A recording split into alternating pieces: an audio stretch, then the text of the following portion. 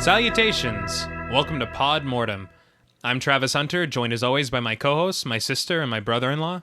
Hi, I'm Reneé Hunter Vasquez. Hi, I'm John Paul Vasquez. This week, we're broadcasting live from Woodsboro High School, discussing the 1996 satirical slasher, Scream. The film was written by Kevin Williamson and directed by the late, great Wes Craven. The film was something of a game changer for horror in the 1990s and provided a desperately needed recharge of the genre. With its ensemble cast, biting commentary, and iconic costume, the film became a commercial and critical success, spawning several sequels over the years and attaining cult status. So, what were your first impressions on the film? I remember when I first watched it, I did like it, but the more I watched it, the less I liked it. Really? I'm going to have to disagree. Yeah, me too. No, that's fine. Yeah. I mean, that's fine. I just didn't... Like, even when we watched it, it's just a lot of problems for me.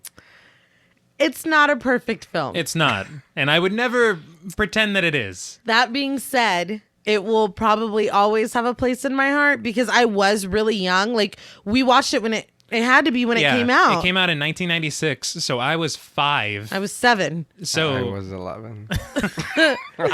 outside of Halloween, John Carpenter's Halloween, Yeah. this is the first horror movie I genuinely remember watching for the first time. So it's always going to have that special place in my heart because it kind of kick-started the love of the genre. And was Scream. I just remember watching the hell out of it. Like, even countless times. Watching it for the episode, I remembered all the lines. I remember, like, it's like we watched it over and over and over. And there's stuff that you don't, like, appreciate when you're 5, 6, 7, 11, whatever. Right. That watching it as an adult, it's like, oh, I see what they did there. No, yeah. Like, so it's kind of like the gift that keeps on giving in that way. So is this is supposed to be a real movie, right? It's not like a scary movie type of thing? It's kind of a mix of both. It's a satirical horror film, so there's a lot of meta jokes and flat-out humor, honestly. Oh, yeah. But then they're also trying to be pretty grisly with a lot of these deaths and stuff. So they're honestly... It's a good mix. They're trying to have their cake and eat it too with this movie. I guess. And I know you guys are both probably going to crucify me because you did last time when I said I like white chicks.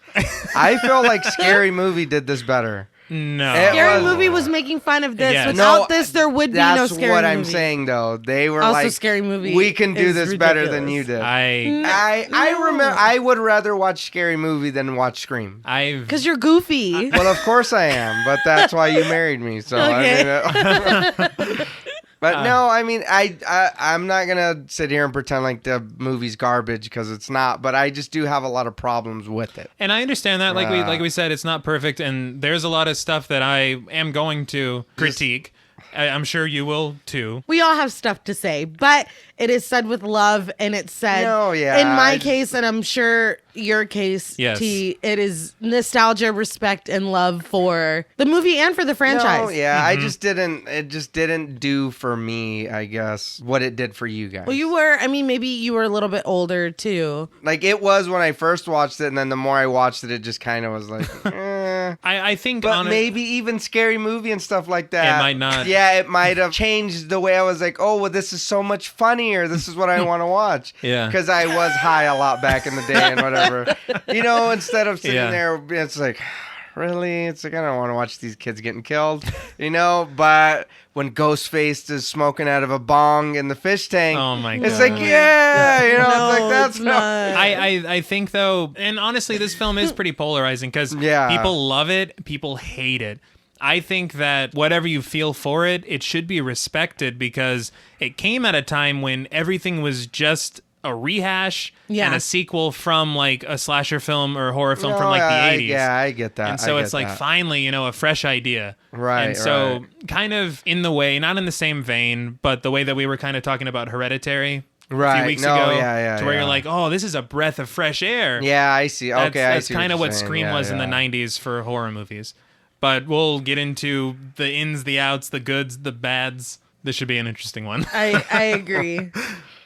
Now, before we see what this film's insides look like, we'd like to issue a warning for spoilers. Pod Mortem is a very in-depth podcast, and in thoroughly discussing horror films, we have no choice but to spoil a thing or two. If you don't wish to be spoiled, please go watch the film, then come back and enjoy the show. If you've already seen the film or don't care about spoilers, then let's call it up. So the film opens immediately with a title card, the sound of the phone ringing, and several disembodied screams. I think this is a little on the nose, right? Like, why the screams already? Right. No, yeah. It's letting you know that it's called Scream. But it's a little much, I thought. Yeah. I read that the original title for the film was supposed to be Scary Movie. Yeah. And it was the title. Yeah. Yeah, it was the working title. Even when they were filming, even the rap presences they gave to the cast and crew, it had Scary Movie printed on it. Was the Wayans brothers part of this? They got the title. Scooped it up. Yeah, Right. because they didn't use it. Oh, and shit. they say Scary Movie so much in this movie that I feel like it would have been a better title. It would have been. I wonder why they changed it. I know why they changed it. Oh. Because the Weinsteins stepped in and they were like, we don't like the title. We should change it to Scream because it's used later in a scene that somebody says it and it's very important, if you recall. And so they're like, we should change it.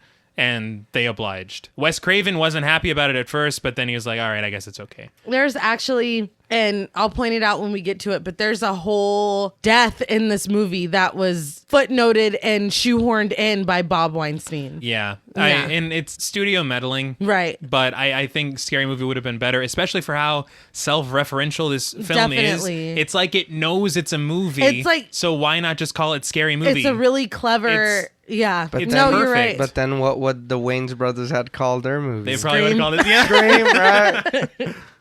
So as I said, the phone's ringing, and it's answered by Casey Becker, who's played by Drew Barrymore. Who I love. It's seemingly a wrong number, and the caller sounds kind of confused as to who they've called, so Casey handles it with ease, says they must have the wrong person, tells them to take it easy, and gets off the phone. The voice on the phone is provided by voice actor Roger L. Jackson, and he's so great at it. Oh, yeah. I read on IMDb that the cast actually never met him before they I read that. recorded. Yeah. And so it kind of allowed them to preserve these genuine reactions whenever he would get menacing. Because they're like, I don't know what this dude even looks like. That's pretty cool. That I didn't is know cool. that. Yeah, I didn't know that. I thought that was pretty neat. So the phone rings again, and Casey answers it. It's the caller from before, obviously. They're apologizing for having the wrong number. Casey tries to rush him off the phone, but he still wants to talk. She eventually hangs up on him, but he calls back again. This time around, he actually sounds a bit flirty. Yeah. She's making some Jiffy Pop, about to watch a movie, and he says the iconic line, "Do you like scary movies? What's your favorite scary movie?" They mention Halloween, which comes up a lot later in the film, but they also mention A Nightmare on Elm Street, which was also directed by Wes Craven. And it's funny because Casey says that the first one was good, but all the rest sucked. And Wes Craven, that's kind of his opinion on the movies too. So he was like, hey, put that Right. put that line in Make there. sure you say that. Yeah. Freddy's my dude, man. No, yeah. So Casey walks through the house and she's still on the phone, and the caller asks if she has a boyfriend. He's wasting no time. No. Then he asks her name, and she asks why he wants to know, and he says, I want to know who I'm looking at. It doesn't sit well. No. But why does she keep talking to him? I don't know. That is an Like, it's excellent like, why do question, you- even as it goes further along. No, Yeah, yeah, why- because at this point already, I'm probably done. Yeah. I don't see why she continues, but then again, I guess we wouldn't have a movie. No, yeah. True. But she's like, what? And he's like, I want to know who I'm talking to. It's like, we all heard what you said. It's the And worst that's not save in the even world. close. And she obviously starts to get a little antsy. Yeah. And so she turns on the back porch lights. She looks around, but she doesn't see anything. And so she locks the door and she rushes off the phone. And the voice is like, don't hang up on me. Well, I like that she's trying to get off the phone and he goes, wait, I thought we were going to go out. It's like, no. Nobody ever. That When was did never that happen? established. It was really hopeful. Yeah. He asked if she had a boyfriend, and then it went no further in that department. Wait.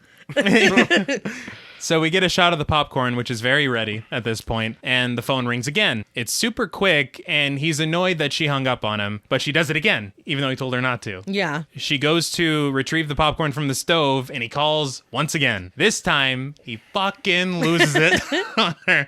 He tells her, I'll gut you like a fish if you hang up, and she asks if it's a joke, but he's like, it's more like a game. It's like, I don't like any of that. No. He's pulling a jigsaw before Before jigsaw. Jigsaw. Yeah. Also, he calls her Blondie at the end of this call, which sends her over the edge. Because it proves that he knows what she looks like. But he had a 50-50 shot. Yeah. If he was like a redhead or whatever, that's less common. Or if she had like a buzz cut or something. Right. Yeah. Baldy. G.I. Jane, It's a little less, but Blondie, he was there. But let's just say it's not his best trick. So Casey runs to lock the front door, which is like, why were all the doors unlocked in the first place? All of them. The back door, the front door. It makes no sense. And so he's taunting her on the phone, and she's like, I'm 2 seconds away from calling the police. It's like, why didn't you call the police in the first place? That was my thing, too. You've answered the phone to this dude how many times? I think 6. Yes, 6 times. I think it's 6 in total. When he told you he was going to gut you like a fish, you didn't think, maybe I should fucking hang up. Call the cops. Yeah. Call the cops really quick and hope for the best. You know what I would do? I would lock the door, like doors, and no, because there's not 2 phones. I didn't say call the police, but then also keep him on the line and be like, so about that date until the police arrive, because he seems gung-ho about that. Or if he's called back this many times, he's going to call back. He will. You know he's going to call back. Even if he's on call waiting. Hold, police. He's on the other line. So he says, basically, you're in the middle of nowhere. In so many words, response time is shit, so good luck with that. Which, why am I going to believe you? I know. I'm still going to call. She's just like, oh, shit, he's man. right. Well, I guess I better stay on the phone. Never mind. So she goes, what do you want? And he goes, to see what your insides look like. And so it's not fun anymore. No, this is not a game. It's not the game I'd like to play. And Casey hangs up on him, which he told her explicitly not to do. Also, he says to see what your insides look like. And as soon as she gets off the phone, she holds her stomach like, not my insides. My precious. Yeah, it's the last thing I wanted to hear. So the doorbell rings, which scares the hell out of her. And the phone rings again, and she screams. And she's fully in tears now. Which could have been a 911 call. Yeah, in the time, and then hung at up. Any point. Yeah. So the caller is basically critiquing her cliche responses to everything going on so far. Like, oh, why would you, it's like it's a movie. And he's watching it, and he's like yelling at the screen, basically. And she's like, all right, fuck this. My boyfriend's on the way. He's big. I thought you didn't have a boyfriend. Yeah, I was like, wait, I thought we were going out. He's big, he plays football, and he'll kick the shit out of you. And the caller is totally unfazed, and he's like, your boyfriend's name wouldn't have to be Steve, would it? And she's like, oh, shit. Yeah, how do you know? And so he tells her to turn the porch light on. Again. And you're like, oh, you saw the first time. You really are watching. So I think that is when I would start to get scared, because I'm like, well, this isn't somebody fucking with me. Blondie, you had a 50-50 shot, but seeing me turn on the porch lights, you had to have been there. So she turns on the lights, and her boyfriend is sitting on the back patio, tied to a chair, looking beat the fuck up, but he's also not as big as Casey claimed. Yeah. He's not, but also, how the hell was he set up there that quickly? She had just looked back there. She did, and then quickly suddenly, and silently. He's duct tape on the mouth, he's tied to the chair, like it's a whole thing. So the caller is basically like, look, we're going to play a game, it's like trivia. If you answer wrong, Steve's going to bite the dust. And so she agrees only because her boyfriend's life is on the line. And from Steve's point of view, he's tied up to this chair. Uh-huh. Casey turns on the light. She opens the door. Then she closes the door. She turns off the light and walks away. I'd be like, is this a game? Like, what the fuck? Untie me. Yeah, you don't even know why you're out there being tied up. It's just like, it has something to do with your girlfriend because you're at her house. Mm-hmm. What did you do to get me killed? She starts to come out and is like, looks like she's like, oh, never mind. Yeah. Turns off the light and goes back inside. I thought we were going to watch a movie and eat popcorn. It's an elaborate prank. So they start off easy with the trivia game on the phone. He's like, who's the killer in Halloween? She said it was her favorite movie. Yeah. So it should be an easy answer. Right. She's like, Michael Myers. Correctamundo. They move on to the next question. Name the killer from Friday the 13th. And she's like, oh, Jason. And she's so certain. Rookie mistake. Jason doesn't rock up until part 2. So unfortunately, Steve gets gutted. Right, Steve's gotta die. Yeah, she didn't get to phone a friend. Well, she yeah, no. It's a little preoccupied, I guess. Didn't get to poll the audience. Steve is like, Jason's mother. Through the tape. Mrs. Voorhees. Yeah. So, when I was a kid, I was like, oh my God. No, yeah. And the thing is that for the reputation this film has for being a comedy and, whatever, like this satirical slasher, it's really pretty grisly the way that Steve dies. Right. It is, and it's right off the rip. You literally see his guts fall out. Like, you're like, oh, shit, what kind of movie is this? And so The killer asks the final question. What door am I at? And she refuses to answer. So he throws a chair through the window. Stop sighing.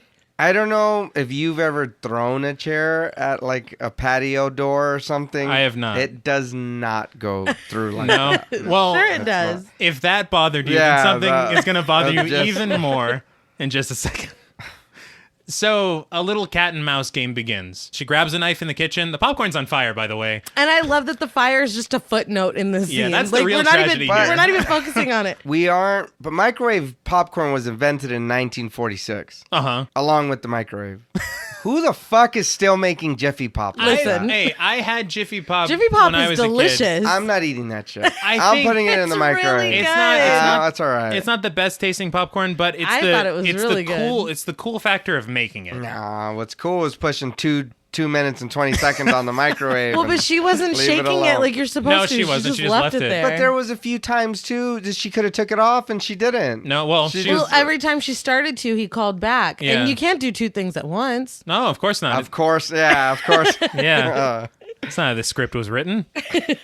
As she's in the kitchen with the knife, she sees somebody in a costume run through the house, and so she sneaks outside. I say sneak very loosely because she closes the door and it's loud as It's hell. loud. And so she's still holding the phone in her hand, and now would be the perfect time to attempt to call the police. But she doesn't do it. But they're so far away. I guess. My thing is, look, the guy who told you they wouldn't like, be here in "Damn it, time, he's right." he's trying He to doesn't kill want you. you to call the Are we police. really going to trust him? So, off in the distance, Casey sees a car coming down the road. She looks back into the house, and she comes face to face with someone in a ghost costume. Right. So from this point on, we've said it once at the top, but we're going to refer to the person in this costume by the highly cerebral nickname of Ghostface. All right. So Ghostface sees her and headbutts her through the glass and the door. And this is when the real chase ensues. Now, interestingly, in this scene, Wes Craven is actually the one under the mask. Okay. And I read that in all the scenes except for one, it's a stunt. Yeah. Man. A stunt man. I'm like, what the fuck is, what do you call them?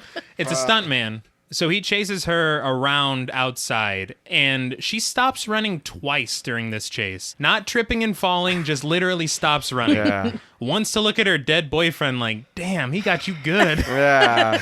And then a second time, as she watches the car that's supposed to rescue her pull into the driveway. I noticed that she stopped and looked at the car too. I was like, wouldn't you run screaming Oh, toward no, the yeah, car? Yeah, and all this does is it allows Ghostface to catch up. Definitely. Right. So when Ghostface catches up with her, he lines up the shot real good and then stabs her directly in the chest. Almost like pretty much in the heart. And oddly, once they're on the ground, he starts just choking her, and then she kicks him in the dick. She does. He had it coming. He did. He earned it. So Casey sees her parents get out of the car and walk inside the house, but that 5 seconds of choking have robbed her of her ability to call destroyed her out. vocal Yeah. cords. She's like, Mom. It doesn't work. But she seemed like she was close enough to where they would have seen her, even if it was Or the even corner heard of that the- you would have broke. At the very least, you would have heard her walking through the grass. And they like it's like if they seen her and they were like, nope, she's in trouble, and just walked inside super quick. None of my Right? business. Nah, We can just see got that. home from Yeah, a just keep restaurant. going. We're not trying to deal with that right I'm now. too full for this shit. As her parents go inside and they see the wreckage, and most importantly, the burnt popcorn they also see. Yes. Yes. Very frantically, they start looking for Casey, and Ghostface is finishing the job outside. Something I never noticed as a kid is Casey actually takes off the killer's mask and reacts to who the killer is before she's stabbed to death. And we then don't see their face. As soon as she removes the mask, it pans over to the knife. Yes. Yeah. I never noticed that as a kid. But her parents pick up the phone inside, and since they're all in the same line at home, Right. they can hear the phone that Casey has with her outside as she's being dragged by the killer. She's got an excellent grip on that phone. Yeah. She's held on to it through the chase, through being stabbed in the heart. She's not letting go. So, interestingly, Casey's dad tells her mom to get in the car, drive down to the McKinseys, which is the same family name that Laurie Strode told the kids to get help at in John Carpenter's Halloween. Huh. So that's another reference to it. There's so many references. There's so many. So when her mom goes outside, she sees Casey's bloody, disemboweled corpse hanging from a tree, and screams. As a kid, it was horrifying. Oh, it was. So as a kid, I didn't really think that it looked like Drew Barrymore. Yeah.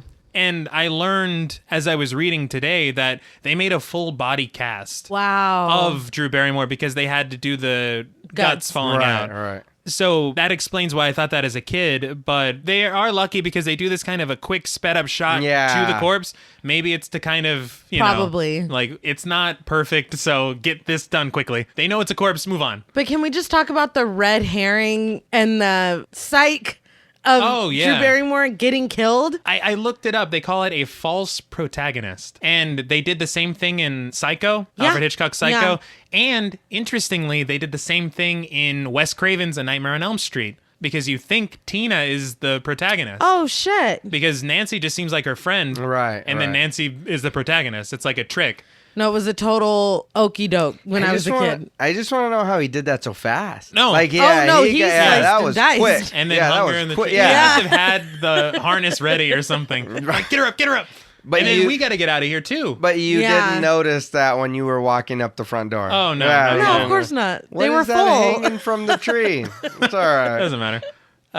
But it's a very smart move to get rid of your biggest star because it's like nobody's safe now. Right. And now it's like what The Walking Dead and Game of Thrones portrayed themselves as. Yeah. They're actually doing it. Yeah. And I actually read that Drew Barrymore was initially cast as the character we're about to meet, but instead she decided that she should play Casey Becker, so it would be that misdirection for the audience, and they would feel that feeling of nobody being safe. She was totally right. And that's 100%. Why she's forward on all the posters and stuff, because it was such a... It's like marketing. You think, this is a Drew Barrymore movie, but she's going to be fine. Which is really fucking cool. Yeah. That's cool.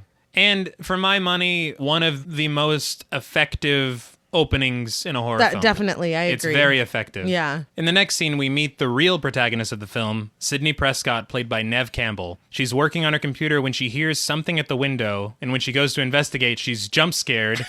He scares the shit out of her. He does. It's her boyfriend, Billy Loomis, played by Skeet Ulrich. Loomis, obviously a reference to John Carpenter's Halloween, which itself was a reference to Alfred Hitchcock's Psycho. But her dad comes to check on her because he heard her scream very loudly, and Billy hides. When her dad tries to open the door, it hits a closet door that's already open and can't open all the way. It seems unimportant now, but it does come up later importantly. And when she opens the closet door kind of to let him come in and talk to him, well, not come in, but stand in the doorway and talk to him, he goes, "I heard screaming," and she goes, "No, you didn't." Yeah, with the teenage daughter, I don't think I wouldn't be that cool. That's just it. And she's acting suspicious as fuck. No, Well, she kisses him on the cheek, too, and then it's just the dead issue. Yeah. It's never brought up again.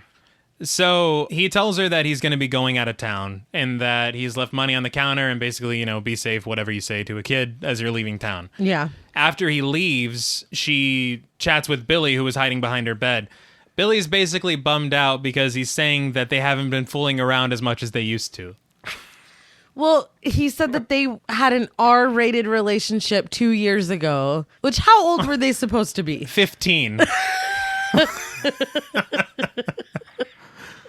So already I was like, They're already suffering from 90s casting with like 25-year-olds playing 17-year-olds. I'm glad you mentioned that because that's exactly what I wanted. Really? So it's bad. Everyone here is pretty old. Right. Yes. To be playing teenagers. At the time of this, Neve Campbell was 23. That's close. It's close. No, it's close. I mean, to me, it's not. But 17. They were all like the Skeet guy or whatever his name is. He was 26. Yeah, I mean, Rose McGowan was 23. David Arquette was 25. Maybe they're just trying to skirt child labor laws. It's just, you know what I mean? It was like, come on. No, they're adults. But that was like the 90s, though. I mean, no, I know, but I'm saying. Totally what was it? Melrose Place, where you could see their hairline receding? Yeah. They're 30 years old talking about the prom. Exactly. So, I mean, I guess it was just a sign of the times. But I get 100% what you're saying. It was just... There's no defense. And this dude, I'm not very fond of his acting. I don't like the character. At all? At all. It just doesn't work for me. I read, though, that he said that the whole time they were making this, he thought it was a straight-up horror movie. And so that's why they've even pointed out that he seems kind of on a different level than everybody else. He plays his part with no humor. No. There is nothing Everybody at all. else has their moments. He's very serious because he literally thought they were making a horror movie. That makes more sense. It does. Okay. Once I read that, I was like, you can see that. That's why it was off. He was on a different page than literally everybody else. I read that Wes Craven cast him because he thought he looked like Johnny Depp. And he was trying to catch lightning in a bottle again, like he did with The Nightmare on Elm Street. And so that might be another reason. Maybe it was looks over. Yeah. You know. I don't think he's bad. I know you don't like him in it, but I don't think I don't he's have bad. a problem with him. He just is. He's pretty intense for really no reason in a lot of scenes. But that makes sense now. Now maybe in his defense. But as the scene continues, because he says they haven't been fooling around enough lately, he's not pushy about it or anything necessarily, but they start fooling around a little bit and they awkwardly do so for a while. But it goes too far when he tries to slide his hand up her gown and she's like, all right, that's enough. That's enough. But he leaves out of her window the way he came in. And when he does, she flashes him and she's like, how about we settle for a PG-13 rating? And he laughs. So for me, the writing is on the line between witty and corny. It's absolutely. It's right on the line. And I bet it was really cool in the 90s. They're like, man, this is some good shit. But I don't know. It's good because it establishes that they have kind of a playful relationship. And he also somewhat respects her boundaries. Yeah. Which is cool. Because that's she fine. was like, that's enough. And he's like, he all stopped. right. And then he left. Yeah. He didn't try to push the issue or anything. He wasn't like, oh, man. Come on. Yeah, start crying or whatever, you know? I thought that was fine. I thought we were gonna. I hate saying it, but again, like the Scary Movie ruined it for me. Because, because that's all I see now is. That's not fair. I do though. Like when I seen it, I was waiting for her to open up and it's a man's chest and him fall and then me laugh. See, and then me laugh. I was waiting but for me watching to laugh. this. It's like, okay, where's the joke? No. Yeah, it's like. So, in the next scene, we're at Woodsboro High School, and it's full of police and reporters. Sydney bumps into her best friend, Tatum Riley, who's played by Rose McGowan, and Tatum tells her about the murders from the night before in gruesome detail because I guess she hadn't heard about it yet. Oddly. But I guess, she didn't check Twitter. There was no... Right. She couldn't. Tatum knows all the tea. No, she does. All the details. She also tells her that the police are interrogating every student, and that's actually what we see in the next scene is Sydney being brought in for her questioning with the principal, Principal Hembry, who's played by Henry Winkler, That's the Fonz. The best stat in the world. And he didn't even want to be credited because he didn't want to take attention away from anybody else. He just seems like a good dude. He does, man. I don't know if you've ever seen him on Twitter, but he just seems like the nicest dude of all time. But also present are Sheriff Burke and Tatum's brother, Deputy Dewey Riley, played by David Arquette. I love Dewey. I like Dewey so much as a character because he's goofy, but he means so well. He's the most sincere. Absolutely. You know. I actually read that he was cast as Billy. David Arquette? David Arquette. And that Dewey was supposed to be a buff, cop. Right. And so when they cast Skeet and David Arquette became Dewey, they made him goofier and funnier, like comic relief. Right. I think it works. Yeah, I really wonder how that would have played out if, first of all, I can't see David Arquette being Billy Loomis. No, not at all.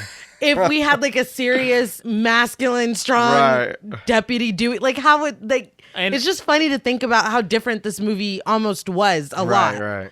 It just wouldn't have worked as well for me. I think it works perfectly, especially what we see of his character later. Yeah, no, I totally agree. How he plays off of Rose McGowan. Yes. It just works the way it is. She's so mean to him. She is. But in these two scenes with Sydney and Tatum and then Sydney and the questioning, there are two vague references to Sydney's mother, who we're going to learn a little bit about later. But during the questioning, Principal Hembry cradles her face with his hand. And it's really awkward, but nobody says anything. It's like borderline inappropriate. It is. It's like, back off, Fonzie. It is inappropriate. Like, and also, I thought it was weird that during this, they're only asking about Casey. Right. It feels like nobody gives a shit that Steve Orth was also killed. See, I already forgot that the boyfriend was but killed. then I read that the guy that played Steve was cast as Billy Loomis, and when they took it away from him, Stephen Orth was a consolation role. So I'm like, did they just add it and then never change the script that two people died that night? Like, sure, you can be in the movie, kid. Yeah. You're gonna die right away. And you'll have tape on your mouth and no one can see your face. You don't have any lines. Don't worry watching about that, it. I didn't know that. And as I'm watching this, I'm like, does anybody give a shit about the other kid that got it's like, killed? what about the boyfriend? Yeah. I think boyfriend? We are talking about Casey. It's like, oh my God. It's funny because when Tatum mentions it to Sydney, she says Steve Orth, but she says it like it's pigeonholed in, like it wasn't part of the original line. She's like, Casey Becker and Steve Orth died. Yeah. Like, you got that line today. So after this, Sydney, Billy, and Tatum are hanging out in a courtyard, and they're joined by Tatum's boyfriend, Stu, played by Matthew Lillard, and the resident fifth wheel, Randy, played by Jamie Kennedy. They chat about their interrogations, and in the conversation, it's revealed that Stu actually used to date Casey before she dumped him for Steve. Yeah. And so it's... super sus. Exactly. So Sydney is, you know, kind of having this moment to herself. Kind of, she doesn't really say it to anyone, but she's like, "How do you gut someone?" And Stu's like, "Let me take it from here." And he fucking tells her, it's easy as 1, 2, 3, and he just fucking tells her. He literally spelled it out. Like from the, and I'm like, "Well, you're a suspect." Yeah. But when Randy jokes that he might be the killer, Tatum's like, "He was with me that night." Yeah. And you're like, all right, so never mind. There's a lot of red herrings. A lot of red herrings. We'll get to about 1 million more. When they start cracking jokes a little bit later about organs and murder, it starts to get a little too gruesome, and so Sydney storms off. When they're cracking jokes about guts, Tatum's like, "Stop, I'm trying to eat," but she's not eating anything. Yeah. I don't understand that. There's an entire bag of grapes there, though. Like, I mean, supermarket grapes. Like an entire thing. Usually you give a kid a portion, but they have like, they went to a Woodsboro market and grabbed the whole thing. The entire thing. But I guess that counts as Sydney's goodbye, because in the next scene we see her at home. She was done. Yeah, she's like, "That's it for me." She's getting off the bus and she goes inside and she gets on the phone and she's making plans with Tatum for the night. They have these big ass houses. Every single person in this movie has the most amazing house I've ever land. seen. Like, it's insane. I didn't understand that either. No. I was like, everyone has the same job. And it's just her and her dad. Like, it's a giant ass house. What are you selling that you're paying for that? I don't know. Her dad said he was going to some expo. I don't know. Is it tech? Like, something. Tell me what it is. Right. And give me the hookup. Exactly.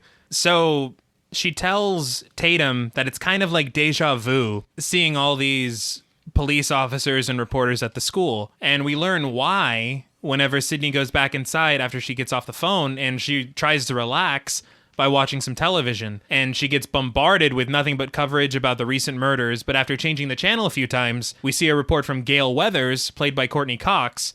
Gail's report on the recent murders references the rape and murder of Maureen Prescott, who is Sydney's mother, which happened a year prior. Right. How many news channels did she go through? Like 4.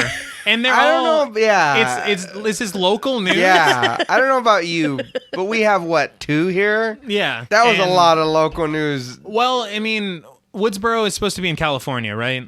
I have no idea. But if it's in California, but they all live in the middle of nowhere with giant houses. They do. Really? It's like, so, I don't know, and it's a little odd. I will give you that. But Gail Weathers is like a celebrity. Yeah. And so I'm a little confused by that as well. You know, we don't really have any local celebrities. Not like that. Not no. like that. No Krusty the Clowns. No. Yeah, no. You know. No Gail Weathers. No. So Sydney takes a break from her TV time and decides to take a nap. A couple things about this scene. One, when she's watching the news and she walks into the room for the first time, the music doesn't make any sense. It's very tense and there's like stings as if it's jump scares, but nothing's happening. Yeah. Right. And it's like these really unsettling tones, and it just flat out doesn't make any sense to me. It's not a huge problem. The music is done. No, but I noticed it too. So It's weird, right? Yeah. I'm not a big fan of the music in this movie. Really? Yeah, I have like some nostalgia for it. It was done by Marco Beltrami, and he went on to make, this was the first movie he ever scored. Oh, wow. But he went on to become like nominated for Academy Awards and Golden Globes and stuff. But I don't know. I like the music in some aspects because it fits the movie, and I have that nostalgic thing for these sounds. Right. But rewatching it, I'm like, It's a little over the top. a little bit, and I don't know that it necessarily fits the way they use every song. But I digress. The second problem I have with this scene is whenever Sydney goes to take a nap, there's a picture of her and Maureen on the table, the side table. And it looks like she took it today. It does. Because she does not look like she's 16. It doesn't look any different. But the thing is like, we got it already. You said Maureen Prescott. We know her last name. It's spoon feeding. It is spoon. I don't like spoon feeding. I'm glad you said that because I did feel like there was a lot of, and her mother died, and her mother died. And it was Yeah. like, okay, We we get get it. Yeah. Stop. It's like you needed to tell us maybe 2 or 3 times. Exactly. You didn't If need that. to tell us 20 times in the span of 10 minutes. The reason it bothered me is because the way they were doing it at the start, I liked because they mentioned it a little bit without telling you. Right, yeah. And then they finally show so you you're on the kind of news. like, what does that mean? Yeah. And then, yeah. After they show you on the news, they're like, also, here's a picture of them. Yeah. Together. We get it. Yeah. And she put her shoes on the couch. She did. Oh, no. She did. No, She did. That's, can't be doing That's that. faux pas. Catch one of the kids putting their shoes on. So Sydney wakes up from her nap, and it's the evening, and she wakes up from a phone call from Tatum. She's late picking her up. She says she's going to swing by the video store, and then she'll be there. But when Sydney hangs up, the phone rings immediately after. She picks it up, and a very familiar voice says, "Hello, Sydney." After the voice talks about horror movies, Sydney assumes that it's Randy because that's kind of his shit. Right. Poor Randy. Yeah. But she quickly learns that it is not Randy. It's Ghostface. Yes. And he's doing the same shtick that he did with Casey and says he's on her front porch, but Sydney calls bullshit and investigates. Now, it's funny because at the beginning of the call, she bashes horror movies for being, basically these vapid, bullshit, stupid things that are insulting to the audience. And then she immediately goes and does the exact stupid same thing shit. Yeah. that she criticized Yes. horror movies for doing. Which is funny. Yeah, it's kind of smart writing because it's like the critics of horror movies, well, what would you do in that situation? Yeah. And they, You can know. you can talk a big Yeah. game, But but then as soon as you're in it, you do the exact same thing. So I thought it was kind of smart. She walks around her porch because he says he was there, but when she goes to investigate, he's not. Right. And she doesn't see anyone or anything suspicious. And she takes it lightly, but still, for some reason, still thinks it's Randy. Yeah. I don't know why she hasn't given up this premise yet. Does Randy make a habit of Right. Changing his his voice. voice? He's like, you got me. And she finally realizes for certain that it's not Randy when Ghostface tells her that if she hangs up, she'll die just like her mother. Yeah, it escalated quickly. It's very serious business now, although Sydney kind of ruins the moment because she goes, "Fuck you, you cretin," which I don't know that I'd When I say was in that a- moment. Yeah. When I was a kid, I thought she said creep. Yeah. And as an adult, I'm like, Cretin? creep? She a fucking pirate? Yeah. You scurvy Dude cretin. talks like that. Yeah, like if she said creep, that makes sense, and that's Yeah. kind of how people talk. Nobody talks like that. Nobody- That like made me laugh. No, I laughed out loud. I don't know if that's like 90s speak or something. They're like, oh, we were all saying creep. No, we cretin. weren't. Everybody- That was it. That was a What up, 96 dog? You thing. cretin? What's No, up, hey, that's cretin? not- Yeah. Didn't happen. Okay. I'm so glad you brought that up. I was 'cause like, what? That's so funny. So as soon as she gets inside, Ghostface bursts from the closet and attacks her. She falls on the floor, but she trips him and he falls on top of her. And then he like bashes her head into the floor, and then he gets ready for the stabbing. That took a long time, though. It did. How did he get in the house? I don't know how is he my got in the question. house. He's also very clumsy. Yeah. Like, Jeez. there's a scene later that I was actually laughing out loud, and I'll get to that. But Before he can stab her, she kicks him off, and then he chases her upstairs. This is when she uses her convenient bedroom door, closet door situation to block him from getting inside, and then she tries to call the police. The phone doesn't work, so she uses the computer, and I guess things get a little too spicy for the pepper because Ghostface just bails out. He doesn't wait around. Could you even do that in 96? I didn't know that was a thing. It's like a chat room. Yeah. But he's it's like, calling the she's police. chatting with the police. I am fucking out. Right, so did he stop and he's like, wait, is this bitch on the computer calling the cops? He was reading it? Yeah. Like, like, I want to know. Yeah. But as soon as he bails out, Billy lurches into her room from the open window. It's like someone threw him on to her house. Right, what's happening in here? Yeah. So he's like, I heard screaming, so I climbed up. I climbed into your window. And so he comes inside. She holds him, and she's like, there's a guy in the house. He has a knife. And Billy looks really suspicious. And then a cell phone drops out of his pocket, and Sydney's like, what the fuck? I love that at this point, merely owning a cell phone is enough to make you a murder suspect. That's it. That's all it took. Because it is such a dramatic moment when that cell phone drops. It is. That's the only reason she has to be creeped out in this moment instead of being comforted by her boyfriend. Like, what the hell are you doing here, and why are you climbing through my window? Right. Yeah. But she was fine with that. It was the cell phone that I'd be really... like, who threw you up here? Is the juggernaut downstairs? Like, what? So quick. Is there a trampoline down there? Yeah. And it's funny because now it'd be like, hey, you dropped your cell phone. Hey, can you call the police? While you got your phone out? But instead, she runs downstairs and she opens the front door to Ghostface himself. No, it's Dewey. Oh, wait, it's Dewey. For some reason, holding the mask up to the door. And they both scream. Which in no instance would it make sense for him to be standing like that? No. Yeah, why is he holding like at all? Right, I so found this. If she looked out the fucking peek hole, then she would see the face. Yeah. The mask. Why would you do that? Yeah. Why would you do that? It makes no sense. Also, he's waving his gun around and directing the other cops with it. Sometimes even pointing it at Sydney accidentally. Yeah. He's goofy as fuck, basically, is what I'm trying to get across here. Dewey. But the police arrest Billy, who maintains his innocence completely. Dewey's reading him his Miranda rights, and then they put him in the back of a car, and the police drive away. While Billy's in the back seat, though, and they're driving away, we can still somehow clearly hear him screaming for Sydney. Yes. As if he's still outside.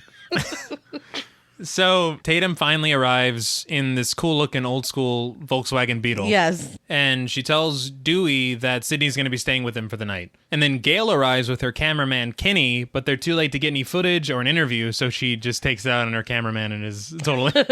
She calls him a fat ass, and, like, it's pretty rude. I just want to say that I love Gail Weathers. She's a colossal fucking bitch, and she is so good in this movie and in the franchise. Yeah. And I had read that they didn't want to give the part to Courtney Cox because it's so different from her character on Friends. Mm-hmm. But she wanted it because she wanted to play a bitch. And she does she's so good in this. I don't understand why they would want to just keep giving someone the same part. Give her a shot. And she does great. She does so good. Like, I love her in this. I think what did it for me was, how long are you taking to get over here?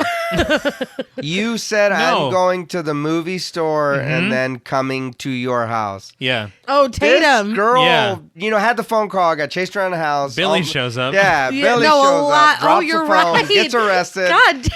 You took how long? Yeah. Say, come on. You're not a real friend. Yeah. Right. Are we even really friends? Yeah, be real with me. Did you help this motherfucker? It's like, come on. So at the police station, Dewey tries to get a hold of Sydney's father, but he's not registered at the hotel that he said he would be staying in. So Sydney doesn't know where he could be, and they're going to try to get to the bottom of it. The sheriff is questioning Billy with his father present, and bottom line is they're going to be looking into the phone records, and they're going to have to hold Billy until they get them. But it's very funny because the sheriff asks, he's like, why were you at Sydney's house the night before? And his father's like, you went out last night? And then from that point forward, his father doesn't defend him at all. Maybe and he's like, holy shit, maybe did I raise a fucking killer? Like, he's fucking, Not my son was being a teenager. Yes. Snuck out. It's just, maybe you did. Yeah, he joins the investigation team, basically. They go good cop, bad cop on him. But the other funny thing is the sheriff's like, what are you doing with a cell phone, son? Yeah.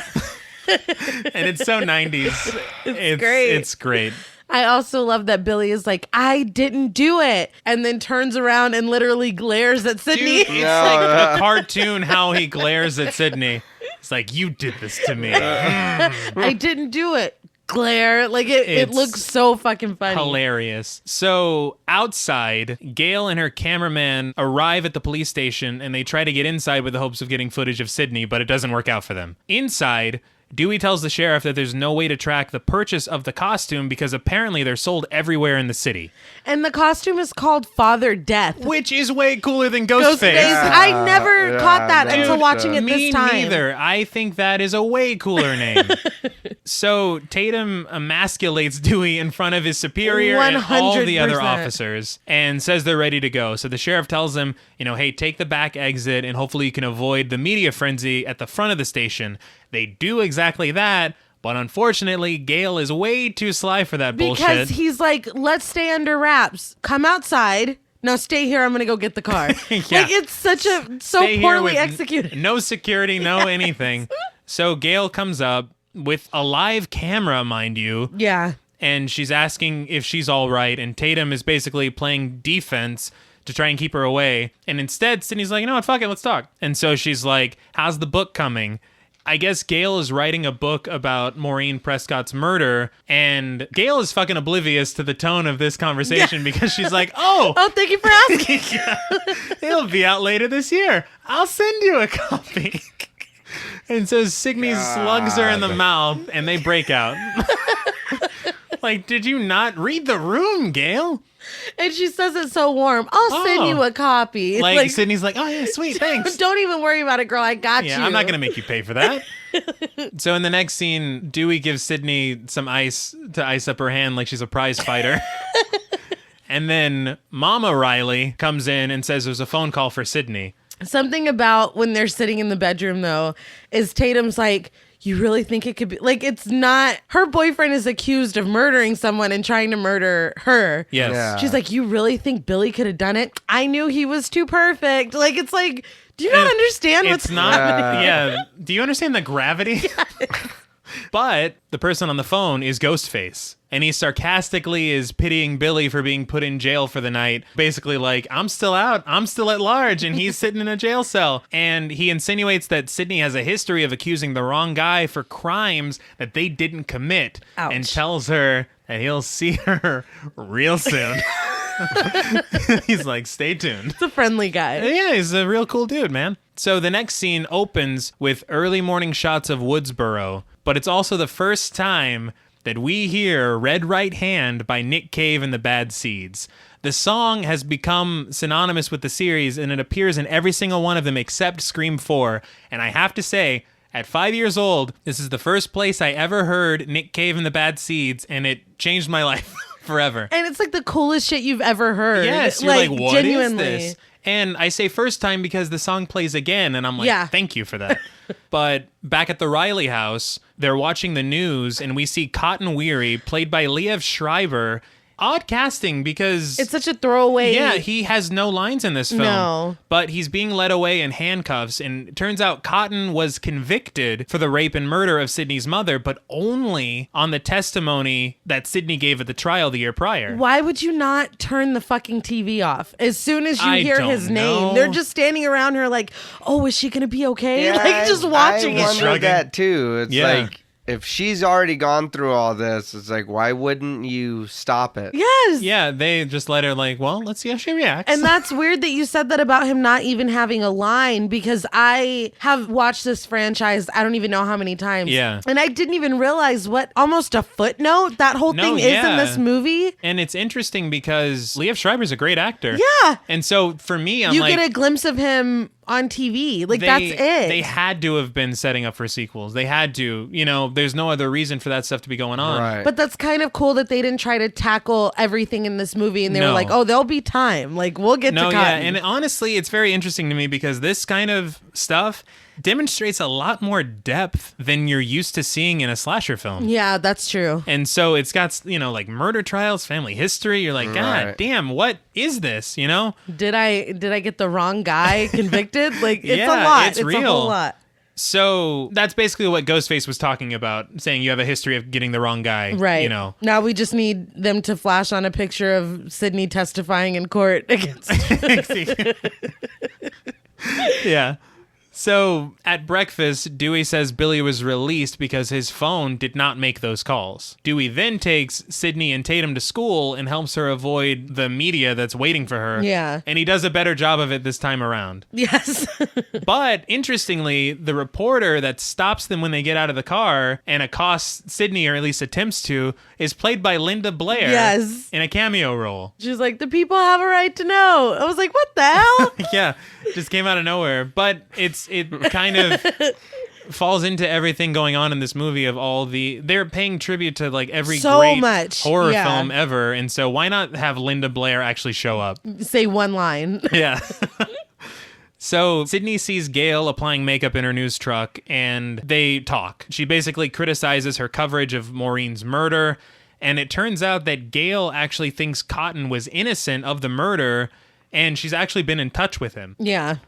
It sounds like Cotton was convicted on flimsy evidence. Sydney saw someone leaving her house wearing Cotton's jacket, said it was him, and he got convicted on that alone. But now it seems like she's having doubts. Yeah. So now Gail has a brand new angle on the story. She's like, okay, so here's the deal. Cotton's innocent. Killer's on the loose. Maybe it's connected to the murders of Casey and Steve. And so she's trying to figure out this brand new news story to make an even bigger name for herself. Right. Literally only to make a bigger name for herself. Yeah, it's pretty fucked up because she's like, we could get an innocent man out of jail. And her cameraman's like, yeah. And she's like, you know what that would do for my book sales? And he's like, damn it, you are almost have human. No heart. Yeah. So inside the school, Sydney asks Stu if Billy hates her for having him arrested. And Stu's like, no, his heart's just broken. It's like, okay. But the conversation gets broken up when a random student just runs through the halls in a Ghostface costume, screaming. What's funny is literally you see him coming from a mile away, but when he goes up to Sydney, she's like, yeah. And it seems like it got louder at Sydney specifically. So obviously she gets a little overwhelmed by this and she tries to leave. She runs away. She does. She does flat out run away. Let's not sugarcoat it. No. And she bumps into Billy. She apologizes to him for everything, but they get into this weird argument with a lot of awkward. Okay. But even lines. before that, I think she says that she got another call last night and he's like, see, it couldn't have been me. I was in jail, remember? And shows his hand. Where he got fingerprinted, he's like, see? But it's still dirty. Like, What, did you you not didn't wash wash your It's like, ew, don't touch me. I can tell you from personal experience, you are given a bar of soap and told to wash your hands. From the fingerprint? No, yeah. After you're done, it's the soap's right there. There's a sink. Go wash your hands. Well, Billy wasn't listening because his hand was filthy. Nobody taught him how to wash his hands, apparently. Something. But Billy is trying to talk to her. Still, wasn't it about the sex situation? Yeah. That's Very what I was too. randomly. Oh my Like, he's still worried about He's sex. like, so It's when are we that's- gonna bang? Right. He's like, I And- got arrested and I'm You're- innocent. Exactly. Yeah. You gonna screw me now? I was And like, You're right. but then she's like, Billy, I nearly got filleted last night. It's like, so does that mean no? Was that- yeah, who would say that? But then Billy's like, basically because she's saying, she's still in a weird place emotionally and mentally because her mother died last year. in a really horrible way. It's very fresh. And then Billy's like, look, when my dad and my mom divorced, it was bad, but I moved on. And we get some really bad lines from Sydney here. She goes, Billy, is your brain leaking? It's like, good Lord. And then she goes, that's different. Your mother left your father. She's not lying in a coffin somewhere, which is a very odd way to describe someone being Yeah. You don't know where Yeah. your mom is? They never where your told mom is us. buried? They never told us. Lying in a coffin. It's it's just awkward. It's really bad. It's down to the writing. Oh, absolutely. Yeah. It's just not They great. did the best with what they were given, I think. I will tell you, whenever she storms off and goes into the bathroom, this is when I realize I'm like, okay, look, Kevin Williamson seems to love writing like teenage drama. It feels like some WB or Yeah, it does. CW, I guess Yeah. now, shit. But I feel like his writing really shines when he's deconstructing horror. This stuff is like window dressing that... I don't know, man. I don't know if that needs to be there. So in the next scene, we see Principal Hembry scolding the kids who are running around in the Ghostface costumes. But he's wildly inappropriate. Dude, it is unbelievable. It's unbelievable. At first he says, you know, you're expelled. Right. And they're like, oh man, that's not fair. And he's like, fair? He says fair would be to basically gut you and hang you from a tree. Okay, so are we suspecting Henry Winkler at this point? I think so. I think this is another, they're like, it could be the principal. Yeah. Well, he's waving scissors around. Yeah, when I was a kid, I was like, man, that dude's pissed. But now I'm like, we're supposed to be like, yes, maybe the principal is killing these kids. Come on. The Fonz, really? It's too cool, man. Yeah. So the scene ends kind of abruptly, and we're taken to Sydney, and she's going to the bathroom trying to collect herself. Girls talking shit in the bathroom cliche. And they're talking some They shit. are. It's much, I would say. But they're suspecting that actually, no, Sydney might be the killer. And they're saying that the trauma from what she went through the last year basically drove her to do this, and she's doing it for attention, blah, blah, blah, blah, blah. And this is coming from a 30-year-old high school cheerleader. Yeah, she's Thank you. That's what I was saying. Like, as this movie goes on and you see more and more people, it More and more almost kids. took, Yeah. Yes, kids with Quote, air unquote. quotes. Yes. It almost took me out of it. Right. Like, I was like, oh, man, I know it's a movie, but it's like, none of damn, these. you guys look old. I read that cheerleader was Skeet Ulrich's girlfriend at the time. I'm Still, assuming if she's yeah. age appropriate, yeah, she's pushing 30. Right. They're just Obviously. Yeah. You can tell. They're so stereotypical and like 90s. It's just not good. It's not a good scene. I mean, well, the 90s Mm. one mean girl girl. kind of defended her. kind of. The Where other do you adult, get this shit? Yeah. No, but she's like, you're pathetic. Yeah. It was bad. It was real bad. But Sydney hears somebody in one of the stalls after the girls leave. yeah. And she looks and she sees a pair of boots descend from the seat. It makes no sense for him to be in here. How long we had That's been what I'm waiting saying. in there? Well, but Let alone hiding. Yeah. I don't think this is Ghostface, the real one. And I'll tell you Oh, I'll that's tell you a- something. Because those You kids see- were running around in the costumes. Exactly. Whenever the gown drapes over the boots and you're like, oh, it's Ghostface. And then he tries to get her. He bursts out of the stall and rushes for her. And she escapes, but he doesn't have a knife. He never has a knife in this scene. And so to me, I feel like this would have flowed a lot better If it was this, before. Exactly. And then the scene with the Yeah. principal comes after. Damn, I think that's that would have worked. true. Because I'm like, there's no reason for him to be in there. But even so, why didn't he jump out at the cheerleader and her friend? Because it's all Sydney all It's the all time, Sydney. man. Yeah, I was waiting for her. Yeah. It's like, man, is she coming pretty soon? Yeah, Gotta damn, poop I've been into this soon. thing. Yeah. Dude, and those toilets are fucking filthy. I don't know if you Oh, saw like it. the floor? I guess the girls just shit on the floor at Woodsboro. Oh, God. It's disgusting. Where's the janitor? Can we talk about the fucking slide when she's leaving? Oh, the yeah. Too fast. Yeah. Oh, my. So in the next scene, Gale is flirting with Dewey a little bit, but it's kind of just to exploit his stupidity and get some But information he's from so him. dumb and adorable. It's very sad because you're like, this dude's so nice and he's genuine and he's, again, this role could not have been a musclehead type situation. No. It's perfect the way it is. And the way they play off of each other is great. As everybody knows, the story is they actually met on the set of this movie, got married, eventually, unfortunately, got I know, divorced. that was sad. But I thought they were a great couple. Yes. Especially as the series goes on. So they overhear on the intercom that Hembry is suspending all classes and the student body is there for it. Oh, absolutely. So Sydney and Tatum are walking out and Stu catches up with them. He basically tells them that they should have a party to celebrate the fact that school is canceled. They're having the party because Stu's parents have gone out of town, which if there's a murderer on the loose, why would you go out of town and leave your kid by themselves? Yeah. It makes no sense. No. Yeah. At least when Sydney's dad went out of town, he It didn't was know about the before, murders yet. yeah. But they're like, all right, no, you'll be fine. Bye, Stu. Yeah.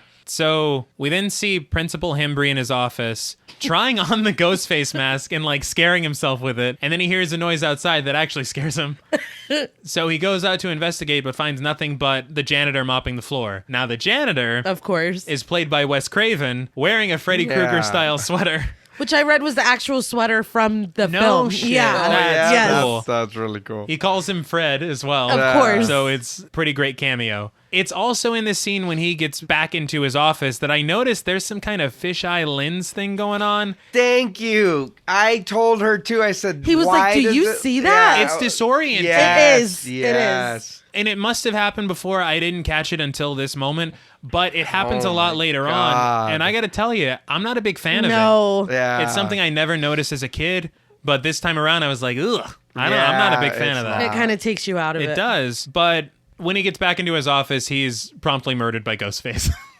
Like, they waste no time. But after he scares himself again in the mirror. He does. And he had so much clothes in his closet. Like, he lives there. Did. I read on IMDb that he had Fonzie's actual leather jacket in that closet. That's amazing. So that's pretty great. The thing is, too, it's like he's the only one there. Of course, the janitor. Yeah. But the teachers all left. All the you want us to believe that everybody already took off and left him there by himself. Yeah. School just let out. It literally, it just all let the out. teachers are like, Everybody's well, gone. fuck it, I'm leaving Right. too. Peace. We're not grading any papers or nothing. This is the scene, though, that Bob Weinstein said, there's been 30 pages and no one has died. Someone needs to die right here. So they shoehorned the principal's death in to fulfill a kill count or a kill frequency or some shit. I just don't like producers meddling. Yeah, No. I hate the Weinsteins. Oh, duh. Everybody hates the yeah. Weinsteins, but this is just another reason to. It's I a was small like, reason to there compared to the other reasons. There No, hasn't but- been a death in 30 pages. Like, Who's Ghostface metric? doesn't kill. Why would he kill the but principal? why? That's not. Why? What did he have to do with anything? Nothing. Yeah, nothing. Unless it's like, you thought it was him. Psych! But we Yeah. didn't think it was him Yeah, until but 10 yeah, minutes not ago. really, yeah. I don't know. There is one cool shot in this. Well, first of all, as he's being stabbed, he screams way too much. It's a little over the top. But again, if I got stabbed, I'd probably scream a lot too. But that's what I'm saying. Like, he's sitting there yelling while he's getting The murdered. janitor's like, yeah, and nobody's. Whatever. Yeah. Right. Oh, screw Fucking that guy. principal, Yeah, yeah. right. Screw I that want to dude. go home too. yeah. But there's a cool shot when he's dying, and there's a really close-up shot of his eye, and you see Ghostface in his actual eye, and it looks pretty neat. I did read that shot alone took 2 hours to film. Oh my God. Just insane. So we then see Tatum and Sydney standing outside. I guess this is the Tatum's amazing house. I just can't believe this neighborhood. It's insane. Yeah. But they're talking about Maureen Prescott's possible infidelity. And I never really paid attention to this when I was younger. No, I literally wrote down, I didn't get any of this stuff as a kid. No, because Tatum is like trying to, as tactfully as possible, be like, look, people might. have kind of always said this about your mom, Yeah. even before. I didn't understand what this was. I was like, get to the slashing or whatever. I want someone to die. When are we going to get to the fireworks factory? But it's good. It adds depth. I love it. Because it's like, fuck, maybe he didn't. Maybe Yeah. she did put this on the wrong guy. Yeah. And that's what she's starting to think, actually. And then Tatum's like, you're starting to sound like you're from some Wes Carpenter flick. Yeah. Which is... Ridiculous. It's very ridiculous. It's on the line for me, but I'll allow it. At the end of the scene... We see too much. We see Ghostface lurking around in the bushes very far away. There's no way. Oh my God. There's no way he could have heard any of this, but for some reason he's just like in full costume. In full like it's too costume. much. It's So- too much. Is this where Signs got that little alien going through the bushes from? like it worked for Scream. Yeah, it was like, come on. That I- was just... It was a little much. But in the next scene, Stu goes to the video store to invite Randy to his party. They debate Billy and whether or not he could be the killer. It's a very meta conversation about horror tropes and it's suspecting the great. boyfriend. It's great. And It's- Billy is also like right there. He is. Like, they're while they're talking talking- like at him, basically. As he's talking to a couple of other Yeah, girls, which is he's like, hey, flirting great, with other great girls. look, Yes, Bill. yes. Yeah. So Stu posits that it might be Sydney's father because they can't find him. And then Randy loses his mind very loudly, saying everyone could be a suspect. Then he's like, but I still think it's Billy. And as he turns around... Billy's right there, like, basically. Oh, yeah? Well, what about you? Yeah. And he gives all the reasons that Randy could potentially be the killer. This whodunit Everybody's is a growing. suspect. Yeah. And it's funny because Randy's just like, yeah, you're totally right. I could totally... It could be me. I could totally be the I killer. don't know. Because he's like, I'm not trying to get my ass kicked at work. No, for sure. And so he's like, yeah, sure, why not? Yeah, whatever. Before he gets the shit scared out of him by Billy, it's like clear that Randy has feelings for Sydney. Oh, he's at this totally, point. yeah. So, of course, he's going to suspect Billy. Yeah, Because it he's like, would- get him out of the picture. Yes, he's a murderer. Where's You don't want anybody this else dude. when he's screaming his head off about this? I don't know. No, Yeah, he- even the customers stop. Like, what is They're this like, guy "God yelling damn." about? Yeah. Nobody does anything. Nobody, Yeah, no not manager, at all. no other coworker. Nope. Like, hey, shut Randy, up. that's Yeah. enough. Or what about when Billy's like holding him by the shirt? Nobody's like, hey, let him go. Right, I'm like, yeah, fuck Randy. What's I don't care. Malibu's Most Wanted yelling about over there? So, shut that kid up. Yeah. So, in the next scene, we see businesses closing early to comply with the new curfew. But this is the second time we hear Red Right Hand by Nick Yes. Cave and the Bad Seeds. This time, we actually hear Nick Cave, his voice. And it's just fucking perfect, man. It's so good. Agreed. The thing is that the score of the movie, like I said, I don't think there's anything really special about it. But the use of the songs. The use of the songs, especially Red Right Hand, are very welcome, and I really appreciate it. But we see Dewey, Sydney, and Tatum drive up to the police station, and the girls go off to shop while Dewey checks in with the sheriff. At the store, Sydney talks about Billy and how patient he's been with her about all the sex stuff, and she says... Yeah, please. How many guys would put up with a girlfriend who's sexually anorexic? And I'm like, that's not a good thing. line. It's so bad. It's not. It's like, stick to the horror deconstruction, not the... But the funny part of the scene is that as they walk by, we see Ghostface stalking them again in the grocery store through the door of the freezer section. In full costume. In full costume. Nobody's like, what's this? Sir. Dude, it's been on the news, the costume. The cops that know lady about it. showed Yeah. the face. It's, oh man, too much. Too much ghost face at this point. Was he like, hey, look, we're being weighed down by all this teen bullshit. I gotta remind him I'm here. Zing. Yeah. So Dewey finds out from the sheriff that the phone calls have been coming from Sydney's father's phone, and that tomorrow is in fact the 1-year anniversary of his wife's death. He drops his cigarette, the sheriff, and then he steps it out. But there's wanted a to make this close-up point, on too. his boots, and his boots are the exact same boots that Sydney saw in the restroom that the ghost face in the restroom was wearing. So Yeah. it's like, are we supposed to believe It's the sheriff now. could potentially Right, be right. the killer? Massive whodunit.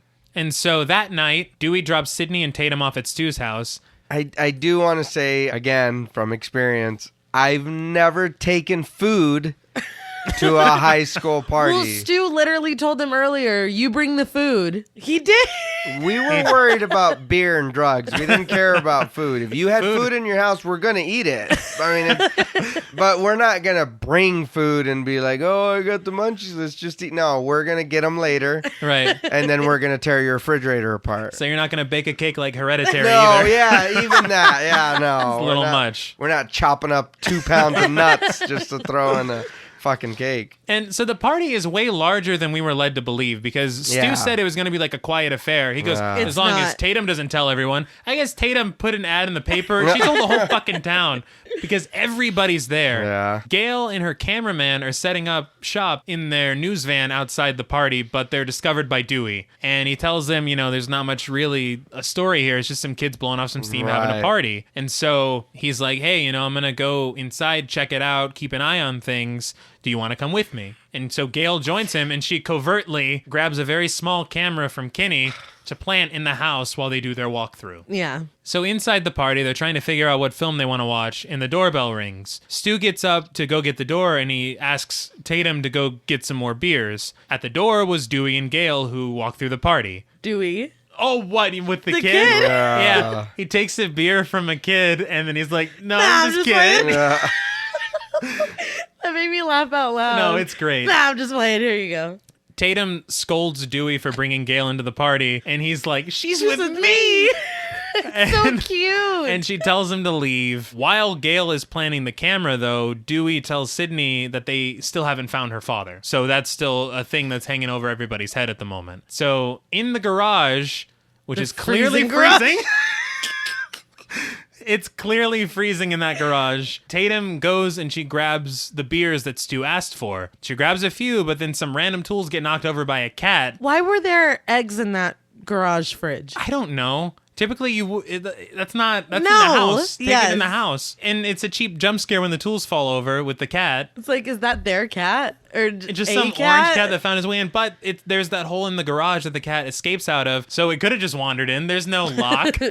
He's like, oh, sure, cool garage. Where they keep eggs in the fridge? Yeah, get in. Hell yeah. That's all for me. So Tatum has the beers and she goes to the door, but the door's locked and then the lights go out. And so she opens up the garage door because, I'll just go out that way, go around. As she's making her way, the garage door starts to close. She turns around and it's Ghostface himself working the door.